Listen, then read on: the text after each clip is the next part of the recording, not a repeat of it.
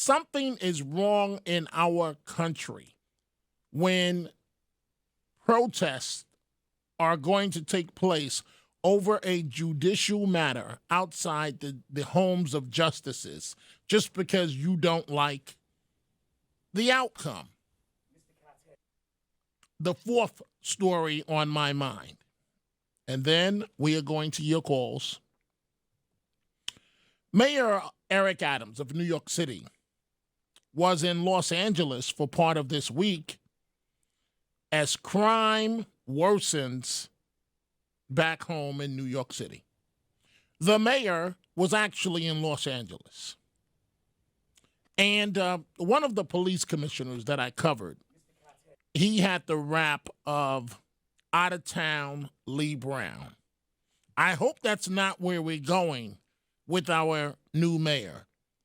So Mayor Adams was in California Wednesday at an hour-long digital transformation conference panel at the Milken Institute Global Conference.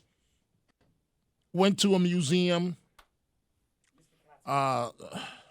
in California, and then his flight was delayed coming back to New York. I believe he was on the red eye coming back, and it was delayed, and he missed several events the next morning. Something is wrong with this script, and here's why the mayor being out of town right now offends me. I covered Koch, I covered Jenkins, I covered Giuliani, I covered Bloomberg, and I covered a little bit of de Blasio, which was no fun at all because de Blasio thought that he was better than all the mayors combined, and he was not in the league of any of them. His ego was out of control from day one, de Blasio. So one of the things about covering Rudy Giuliani that myself and other reporters used to complain about is that Giuliani would be at City Hall at 7 a.m., which means that we have to be there to cover him in case something breaks, and would work sometimes until midnight. So no one worked harder than Rudy Giuliani at City Hall. I'm not saying pro or con, I'm telling you facts. And it was tough covering Giuliani, because his top priority, his only priority, was the city of New York, period.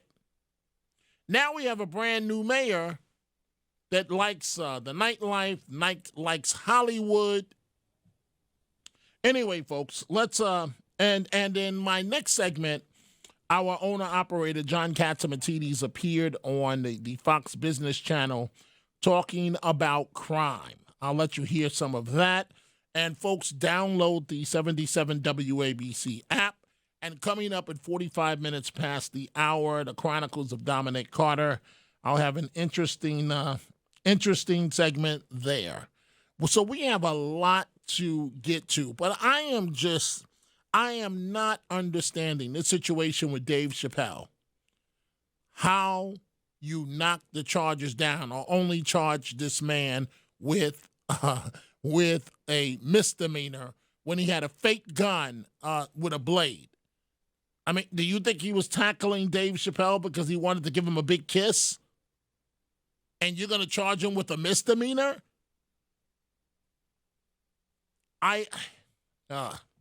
Anyway, folks, let's go to the telephones, and let's go to someone who I know is a strong advocate for the vaccines, and that's Stan in Forest Hills. So, Stan, good morning. And what do you think of this announcement as it relates to the FDA sharply limiting the use of the Johnson & Johnson vaccine? First of all, you're right and you're wrong, what you said, that some of these people, no, they were wrong. Johnson & Johnson has always had a problem in the last year. We knew that before. And so the idea of taking it off the market or not, that's a smart idea. But the other companies don't need to be stained by Johnson & Johnson. And for you to state and you have stated to take the shots, and I hope you will continue to get the fourth booster and so forth. We just passed the 1 million mark of dead, okay? So maybe those that don't want to take it, don't take it. You know, I'm going to stop complaining about people that want to take it. Just stay away from me. But the key factor is Moderna and Pfizer, thank heavens for them. Hopefully down the road they can come up, hopefully way down the road, because this thing, again, will not end. Hopefully they can come up with a cure for this thing, but that's way down the road. We don't know yet. So to some extent on Johnson, you're right. I mean, I'm glad they pulled it, and so, but that doesn't stain the other two companies. I want to make a quick point that just talked about the picketing or protesting on the Supreme Court decision. Yes. Quickly. Had we had people protesting and marching in the 1800s, the Dred Scott decision, we would have never had a civil war, or we would possibly. Maybe slavery would have been eliminated. Who knows? But protesting a decision is an American way. Going to a justice's home, I'm not for that. But let's also understand millions of people on the right who are Republicans have stood in front of clinics, of abortion clinics. There have been bombs.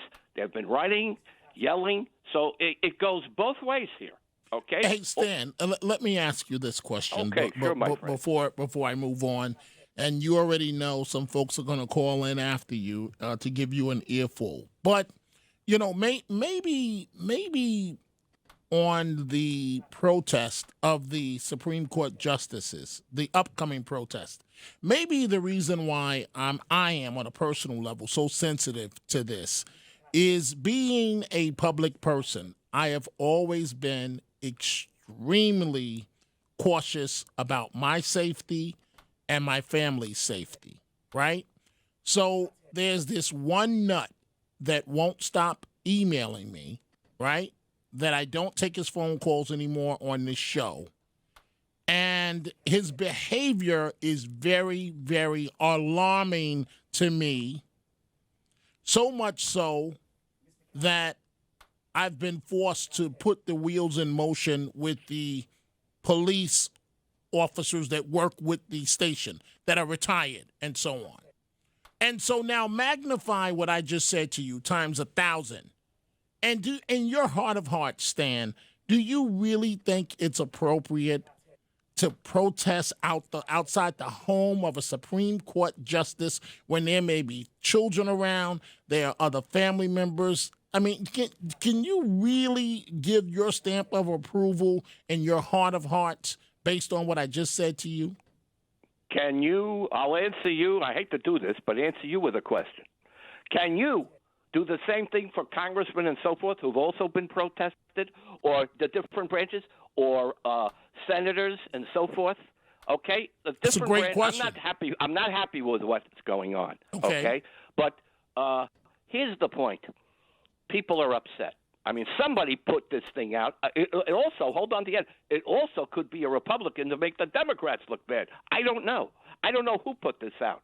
But I do know it's irked the American people the wrong way. They shouldn't stand in front of anybody's house, but people do stand. When you're in the public domain, as you are, first of all, I hope you do check out this guy. Okay? Absolutely. And make sure but you're in the public domain, Dominic. You irk some people. You don't irk me because I love you, but you irk some people, or you know there are lunatics out there. Hey, this is going to get me in trouble, Stan. But I'm a fan of yours as well. I'm a fan of yours as well. Hey, Stan. You know, it's just that, and I've got to move on. But it's just that, you know, Stan. Again, maybe I'm just. I don't think I'm overly sensitive, but no, you got to be. Dominic, but being in the public eye for close to 40 years, and you know, you get used to the media coverage. You know, you get used to that. Right. But you don't get used to people coming up in your face, invading your privacy. People emailing me that I don't even read them because I'm not interested in what that individual has to say, but they won't stop. And so it becomes a serious a serious security precaution. So again, thank you for the call, Stan. Now times that times 1,000 for a Supreme Court justice. And that's why they have to have protection. And Stan did make a good point about protesting of members of Congress and the Senate, but I just feel that they're somewhat a little different because they're elected officials, they're politicians. Supreme Court justices are the final say on interpreting the law. And so I just feel that there should be a certain protection as it relates to them, and that they should be able to reach their decisions without any intimidation.